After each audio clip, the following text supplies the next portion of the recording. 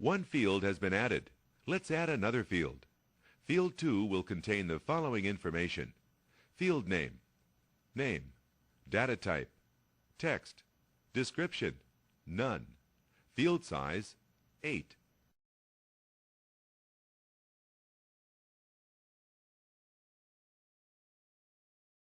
Great! You have successfully added the second field. Field 3 has been added for you. It lists the sex of the animal. Field 4 will contain the animal's date of birth. You can use the abbreviation D_O_B to stand for date of birth. Be sure and type the underscores between the abbreviated letters. Field 4 will be a date-time field. The D_O_B field has been created with the data type of date-time. 4 additional fields have been added for you in this example. On loan is a yes/no field, while food cost is a currency field and trainer is a text field. The last field, a memo field, is used to store the special needs of the animal. What if you forgot a field when you were entering the field information? Access lets you go back to enter fields as needed. First, you must select the row below where you would like to add the new field. Clicking the gray button to the left of the field selects the entire row. Let's select the species row.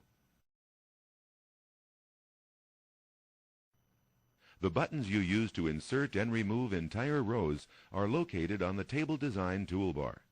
The left button is the Insert Rows button, and the right button is the Delete Rows button. Let's insert a new row. An empty row has been inserted above the species field. Let's name this field Animal ID. The new field has successfully been entered. Let's define this field as an auto-number data type. This means that Access will automatically enter a unique number in this field when a record is added. Another data type that you can use in a table is a hyperlink. A hyperlink lets you add a link to a file or document outside of your database. This link contains the address of the target object, usually a URL to a worldwide web page. When you click the hyperlink in the datasheet view of the table, you jump to the associated address or document.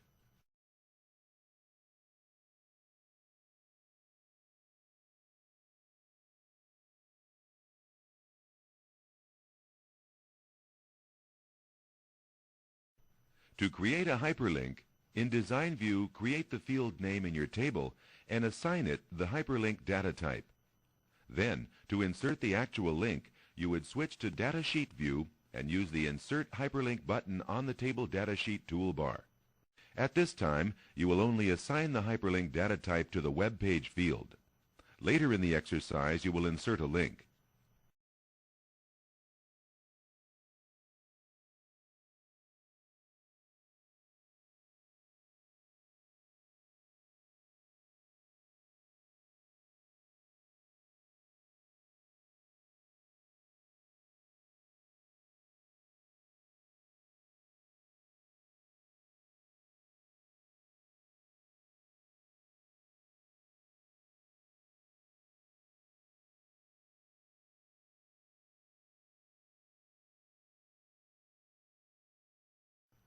Another powerful feature of Access is indexing. An index helps Access find and sort records faster, although it somewhat slows down data entry. An index in a table serves the same purpose as an index in a book, to find specific information quickly. When you need to sort data, for example, Access searches the index in a known order, not in sequential order, displaying search results much sooner. You can create indexes based on one or more fields in a table.